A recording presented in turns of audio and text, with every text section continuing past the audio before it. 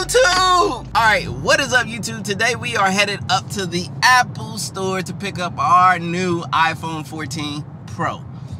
Now, the only reason I'm in this predicament where I gotta pull up to the Apple store and actually get in line, which I do not like to do, I won't lie, I always have it come to my home on release day, is on Apple pre-order day. Like, I totally forgot. Now I gotta go stand in line like an Apple bot and be an Apple thought for the day.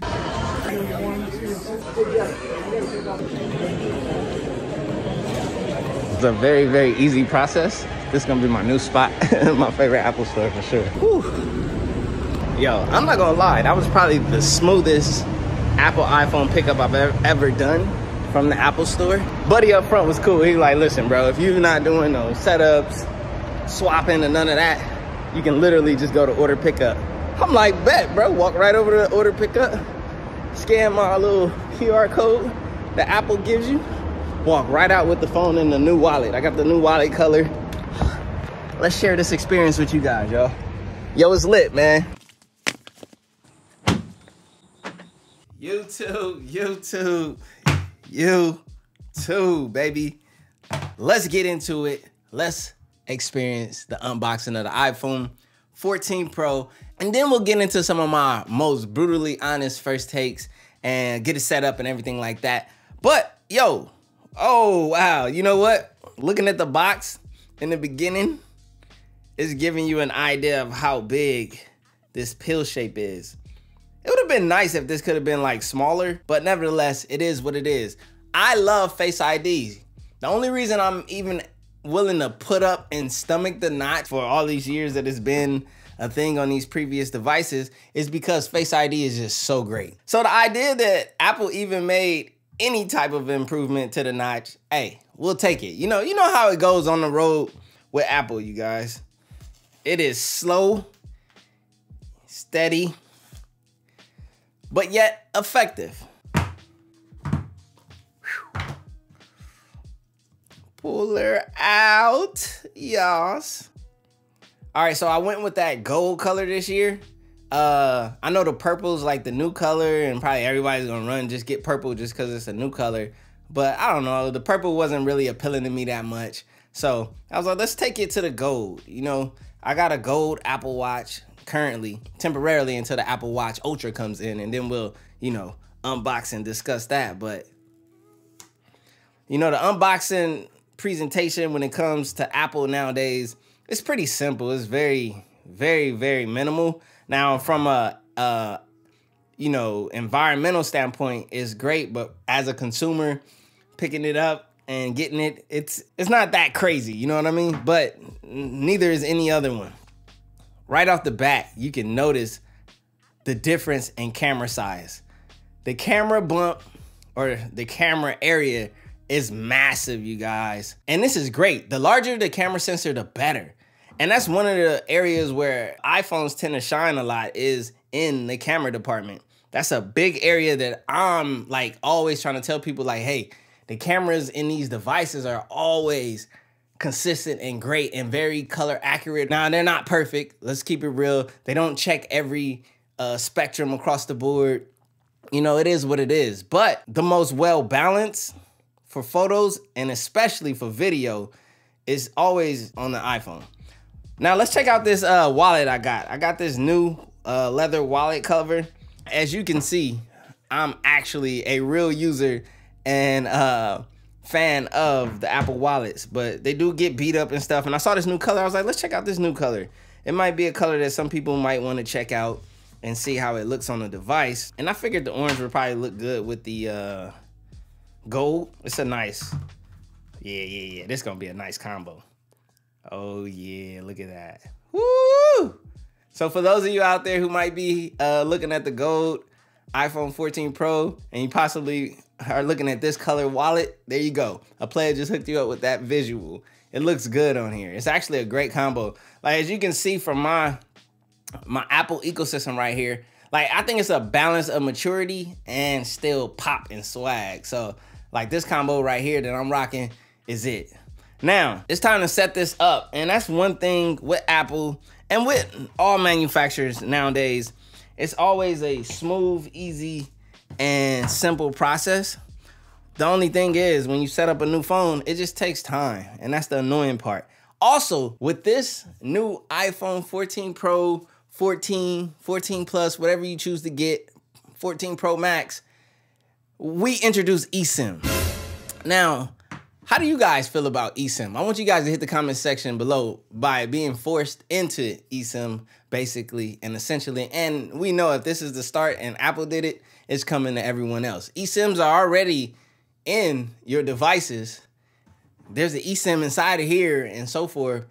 But it's just about having the option to use a physical SIM card that benefits me, someone who was always switching devices, like all the time, months at a time, and going back and forth and having to test different devices. It's gonna be more of a pain for someone like me, but I don't know if it's that much of an inconvenience for the average everyday user. So comment your true thoughts, your brutally honest thoughts down below in the comment section, because I'm kind of curious how you guys feel about eSIM and the direction that Apple's going full on, like saying like, yo, we not giving you an option of a SIM card.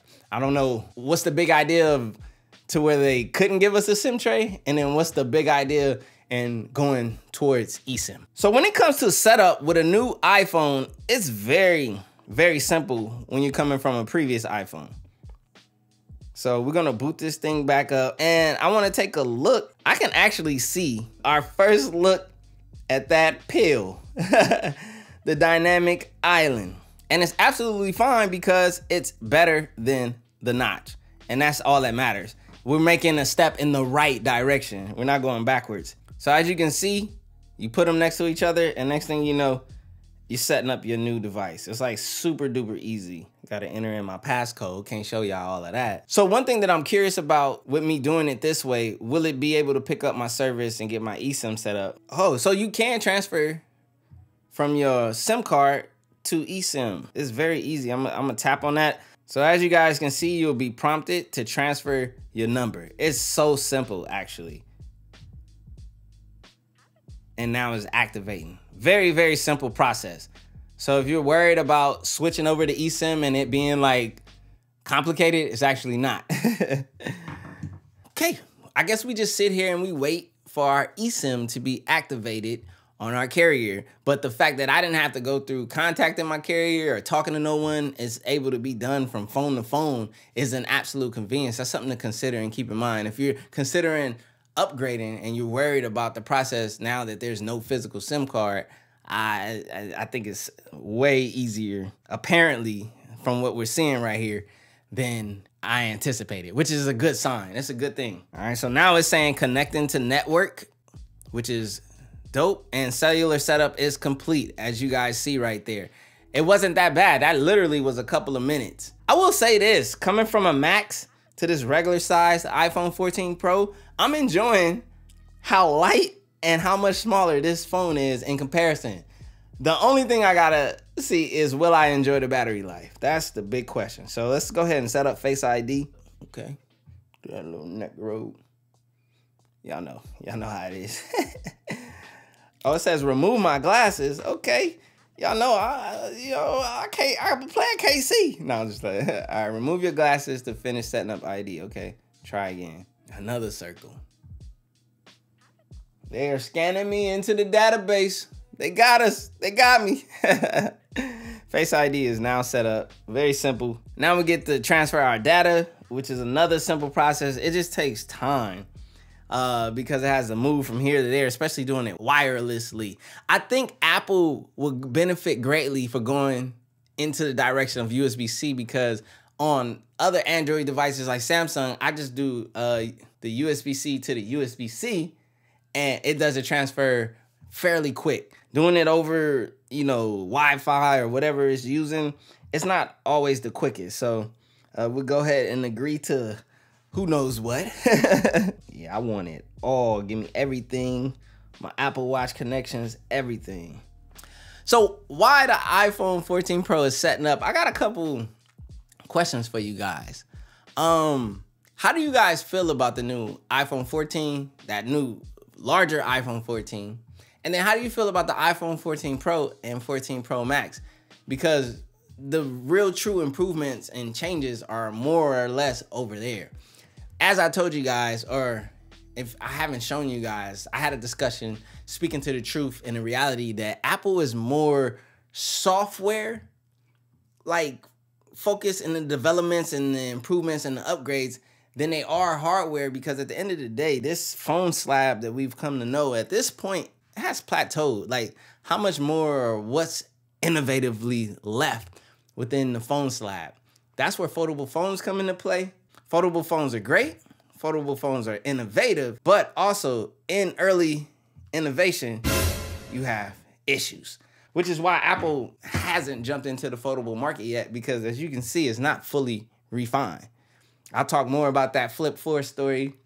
It's a developing story, and I'm going to be sharing every moment, minute, and experience with you guys. So it says finish on new phone. Oh, player, hold up. All right, I got to set up my credit cards and all that stuff. I'll check back in with y'all. So now, as you can see, the transfer process is over. It took a while. It took about an hour or so. So I took that time to contact Samsung about my Z Flip 4 issues and get that all squared away. So let's get our first interaction with this whole dynamic island and this new iPhone 14 Pro. Now, I will say this. I appreciate this pill cutout over the notch on any day.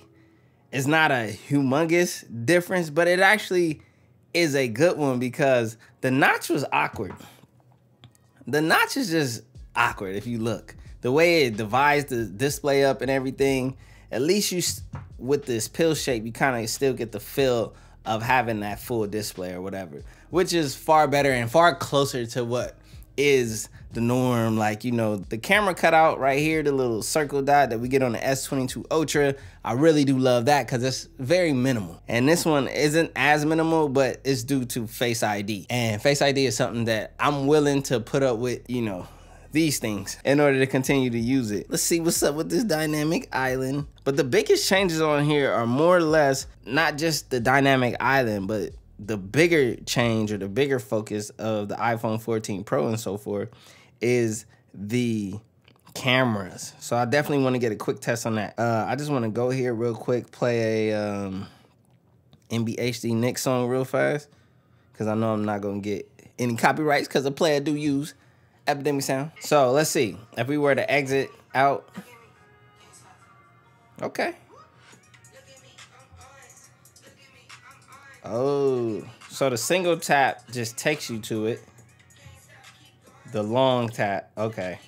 I gotta agree with Marquez's video, and I heard how he said the single tap should be this function, and then the hold should be opening up the full app. I agree, because your first inkling or your first instinct is to tap, but by tapping, it's taking you to there. I don't want to have to tap to get there. I'd rather just be able to hold. So, you know, I'm going to live with this a little bit more before I give any type of thoughts or opinions on the whole dynamic island. Yeah, it just doesn't make sense to give any type of opinion at this early of use. I just wanted to share my unboxing experience with you guys, but I do want to whip out the cameras, because the cameras is where, you know, iPhones tend to shine. So I'm gonna take my first selfie. Wait, hold on, let's just do it straight up like this. All right, first selfie taken. Now I wanna take a rear camera. Hold on, let's do one in like the selfie setup. Now, there's the new 48 megapixel photos. All right, I'm gonna do a raw photo real quick, just to make sure we can see what the full raw quality is looking like. Okay, let me check these photos real quick. Hey, the one thing I can say is that my skin tones are being represented from what I can see in a proper manner. Okay, so 48 megapixels for sure when I use the raw camera. So I'm wondering, do you have to use raw camera mode to get the 48 megapixel, or is there a setting? Let me just see something. I'm just gonna take a regular photo of my iPhone 13 Pro Max. And then I'm gonna tap on that photo and I wanna get the information. Yeah, that's 12 megapixels. So it seems if you want to get a 48 megapixel, you gotta do raw. So I'm gonna shoot the raw photo right there. And I got 48 megapixels. So we'll be able to compare. I'll do a comparison on the screen so you guys can see the difference between a regular 12 megapixel shot of my iPhone versus the raw one. Oh yeah, let's get video. So then I'm wondering, when it comes to video, what is the process being used? So first, let's just do a selfie video real quick, because you know, the selfie camera is the easiest camera to film yourself with and see yourself so that you can know that you're in frame. But the best camera, obviously, is the rear camera. So let's test that out real quick. These nice new big camera sensors, okay. Now, I don't know if a player is getting 48 megapixels of camera in this video or whatnot, but this is the rear regular wide camera. Just wanted to check it out and see what type of quality we getting. The quality of representation and colors, even on the front camera. So, nevertheless, in short, I just wanted to give you guys a snippet. First use, you had to test the cameras because those are new. Dynamic island, I gotta live with that before I can give my true, brutally honest thoughts. As I told you guys in the car, I don't even know if I played that yet. If I haven't, let me play my car thoughts, or I'll play them at the end of this video to share with you guys how I really feel, or like some of my just honest opinions towards the iPhone and this generation and what we're getting, or lack of what we're getting, quote unquote, via if we were to look at what everyone is saying. But nevertheless, this is the new iPhone 14 Pro. I will say this, going down to the Pro size from the Max, so far it's actually really nice. Like just the weight reduction that I've gotten so far, I appreciate. And even the size reduction. So, you know, large phone fatigue is a real thing. So we're doing the 14 Pro this year versus the Max. I got the Apple Watch Ultra coming in. You know, your Apple Watch guru gonna get y'all right. And then I'll get back with you guys on a more formal update. Just wanted to share Apple Day, iPhone release day with you guys. Peace.